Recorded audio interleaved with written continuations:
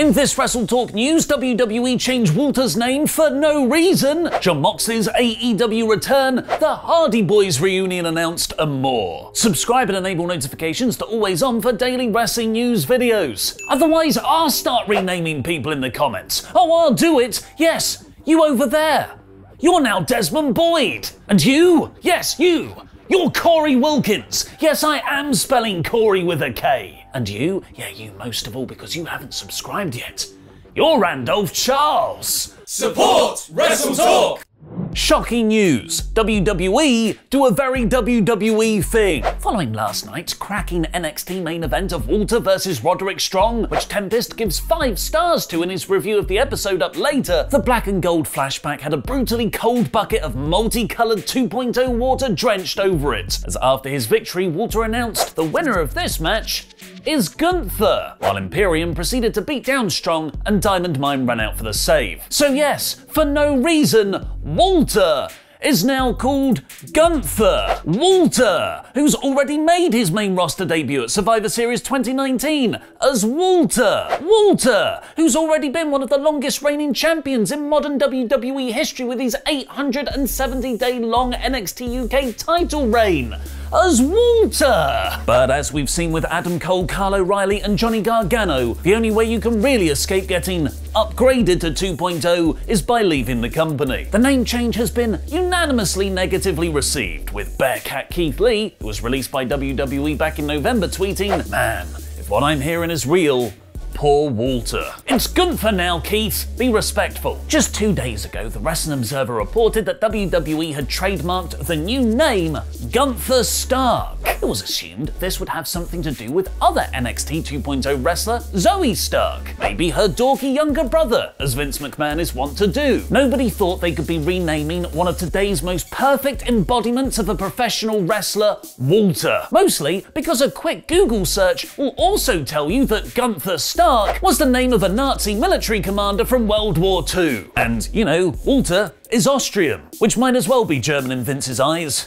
And, actually, in Nazi Germany's eyes too. Somehow this is the second accidental reference WWE have made to Nazism this month, with Dave Meltzer pointing out the bad look of the promotion holding their Elimination Chamber pay-per-view in Saudi Arabia. I try to live my life by the mantra, never attribute to malice that which is adequately explained by stupidity. And as the malice version implies WWE has a secret Nazi agenda, I think this is quite obviously an example of the company's stupidity. But I would say that, wouldn't I? Hail Hydra. It's not like WWE have renamed him Gunther Goebbels or Harold Himmler. Nobody has ever heard of Gunther Stark. He's too obscure to even be called obscure. The reason this is so frustrating isn't because of malice, it's because of stupidity. WWE brought in a star name from the Indies, built that star name over the last 3 years in their own company, and have now randomly decided to change it to Gunther, because that will fix the ratings, a name change. WWE had their heads so far up their own asses that they can't see the actual problems that need to be fixed, so they bother themselves coming up with backfiring answers to insignificant details. What do you think of Walter's name change? Tell me, as long as it's still in all caps, it actually doesn't matter in the comments down below.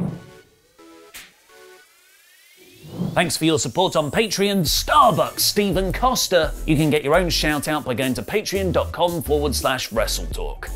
Walter being renamed Gunther probably means that if Cody Rhodes has left AEW, he'll be entering the Royal Rumble as Stardust. Fightful shockingly revealed on Monday that AEW Executive Vice President and current proper TNT champion Cody Rhodes has let his performance contract expire. Legally, right now, he's a free agent wrestler and could show up for any company in the world. Whether this is a work shoot, a shot work, or a shooty McShoot work face brother, much love HH Kiss, it's become one of the most exciting wrestling stories already this year. And in an update, Cody has allegedly issued his first statement. Several years ago, he shared a mobile number with fans that if they added it, they'd receive updates from him. Reddit user GrandWasabi972 has shared an image claiming to be from Cody sent yesterday that says, "Let's do something big this Wednesday. We here at WrestleTalk have been able to independently verify this message. This could be a reference to Cody's other TBS project, The Go Big Show, but that airs on Thursdays. Unless there's a TBS crossover planned for tonight's Dynamite, which would be the most Cody thing ever. Cody has already been confirmed to appear on AEW later today, but Dave Meltzer is doubtful it'll be to declare for the WWE Royal Rumble match, tweeting, "Cody Rhodes will be on Dynamite tomorrow night. He will not be in the Royal Rumble, nor will Jon Moxley," which got replies from several other wrestlers keen to know their own WWE statuses. Lance Storm replied, "Am I in the Rumble, Dave?" Former NXT star Danny Burch asked, "Am I?" And CM Punk tweeted, "Working on my calendar. Am I in the Rumble?" Everyone to WWE confirmed, according to Dave Meltzer. While Moxley reportedly won't be in the Rumble, his return has been announced for today's episode of Dynamite, appearing for the first time in nearly 3 months. Moxley was reportedly set for a heel turn and to win the Eliminator tournament to be Hangman Page's first AEW title feud. But following a stressful year that included the birth of his daughter, a cross-country house move, and releasing his acclaimed autobiography, it was announced he would be entering a rehabilitation program for alcohol addiction. With the Cody situation and Moxley's return, Dynamite could potentially beat Raw in the all-important 18 to 49 demographic this week, especially with Raw's tough NFL competition. Moxley's return had already kind of been spoiled though, as indie promotion GCW had already announced him over the weekend to defend his title against Homicide at their The World show this Sunday, which is the company's first event from ECW's spiritual home, the Hammerstein Ballroom. And showing how much the promotion is growing, GCW has also announced Grand Metalik's first date since WWE released him. He was let go on the 4th of November, and his 90-day non-compete clause expires the same date as his first GCW booking, their February 4th show in Houston. That is also when Keith Lee, Karrion Kross, and Ember Moon become proper free agents. Metalik will revert to his before WWE name, Mascara Dorada. But that isn't the only huge announcement the Indies have beaten AEW to.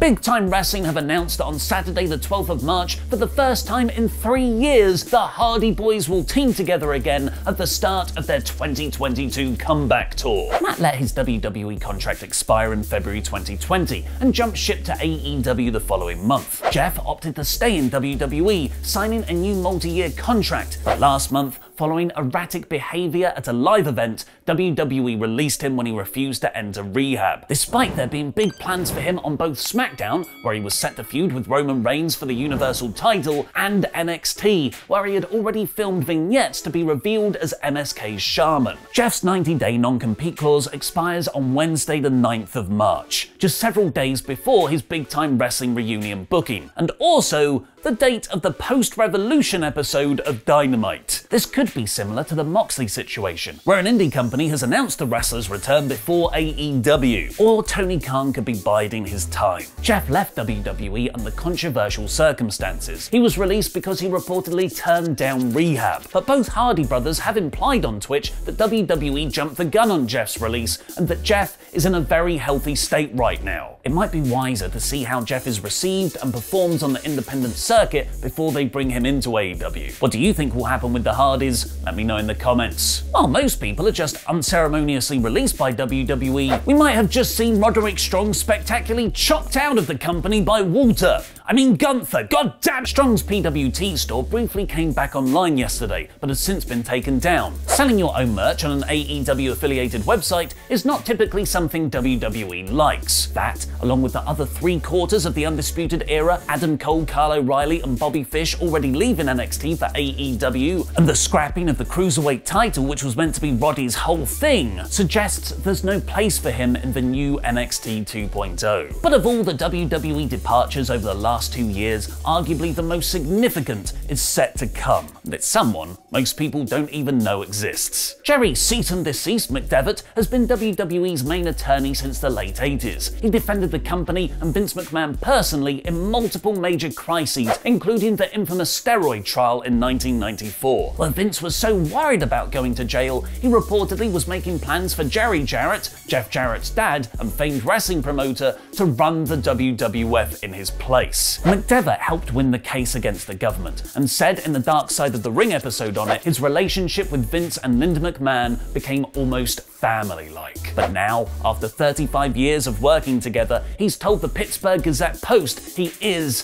planning to retire. Not only will this be a huge operational loss for WWE, as McDevitt has been invaluable for them throughout the decades, it will also be a personal one for Vince. McDevitt revealed that his relationship has been directly with McMahon, which is not common for large corporations. And if you look at how Vince has behaved over the last few years, bringing back familiar, comfortable faces like Bruce Pritchard and John Laurinaitis, McDevitt's retirement could be hugely affecting to the company and its chairman. Before we get on with Tempest's review of NXT in about 5 minutes, here's the answer to yesterday's debut edition of Where's Veer? Is Veer here? No, that's Sean Ross Sapp. Is Veer here? No, silly, that's Smooth Pete. Is Veer here?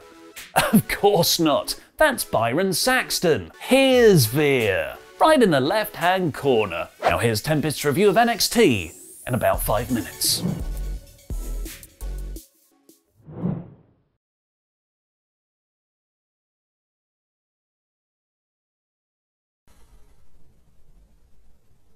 What's going on, WrestleTalk friends and fans? Tempest is back with a review of whatever the hell this was in about 5 minutes. I'm not waiting around. Walter and Roderick Strong had a fantastic main event match, one of the best I've seen on NXT 2.0 since the relaunch.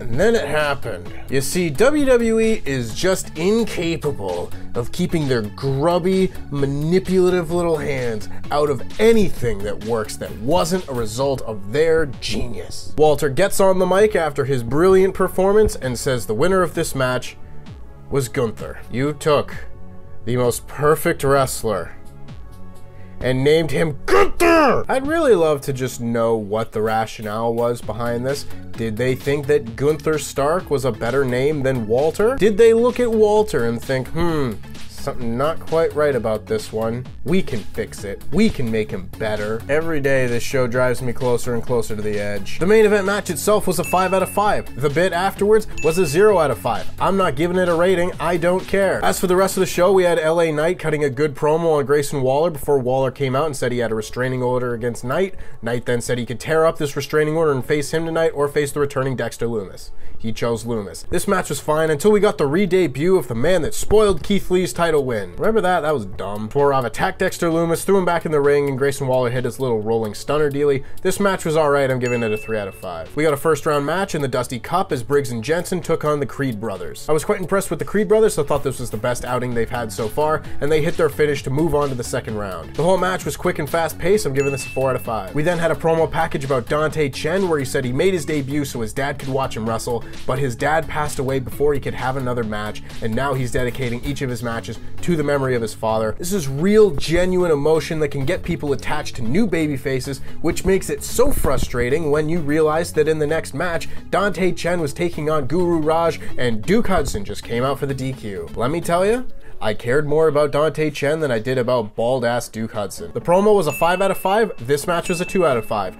Make what you will of it. We then had Tony D'Angelo doing a funeral service for Pete Dunne's career where he mentioned that he's interested in challenging for the North American Championship, at which point he was then interrupted by Carmelo Hayes and Trick Williams. Trick Williams said he was familiar with all of Tony D'Angelo's boys and said they were all skinny and looked like Vic Joseph. In case you were ever wondering the crowd that Tony D'Angelo hangs around. They were all interrupted by Cameron Grimes, and we got the announcement that next week there will be a big match between Cameron Grimes and Tony D'Angelo for a shot at the North American Championship. And then Cameron Grimes broke a big picture of Pete Dunne over D'Angelo's head. Forget about it. I will be interested to see if Pete Dunne leaves NXT. At this point, I don't know which is a better fate. As for the rest of this was a pretty effective promo segment. I'm giving it a 3 out of 5. Next up, we had Kaylee Ray taking on Ivy Nile. With none of the champions competing on this show, I guess this is as close as you can get to beating a champion, as Kaylee Ray lost to Ivy Nile when she was distracted by Mandy Rose. I like Ivy Nile a lot, but Kaylee Ray is very clearly being positioned as the next challenger for the NXT Women's Championship, and if Ivy Nile doesn't get a title shot before her now, this was stupid. After the match, Kaylee Ray was attacked by Toxic Attraction before Indy Hartwell and Persia Prada made the save.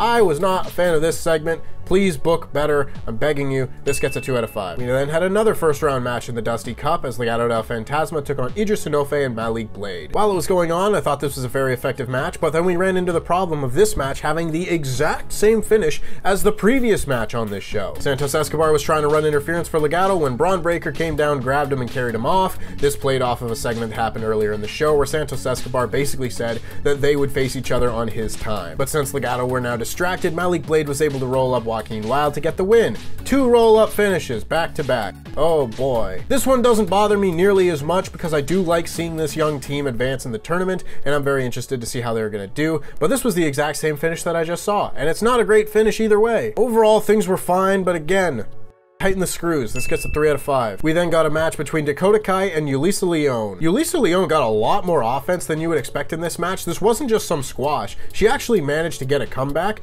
Not a great comeback, mind you, but a comeback. It's giving her more of an opportunity to develop. For those who are still sold on calling this developmental, you do get it every once in a while. Eventually, Dakota Kai was able to listen to the voices in her head, hit a big kick on Leone and get the win. This match is alright. It still gets a 2 out of 5. It wasn't great. It was just slightly better than I was expecting. And that's the show this week, kids. I don't know what to give this. I really do not like NXT. Can we get 5 angry Tempest faces out of 5? How about that? And that just about wraps it up for me. If you want to hear more of my thoughts on this week's show, make sure you go over to WrestleTalk podcast later on today, where myself and Chopper Pete will be talking about this, I'm sure.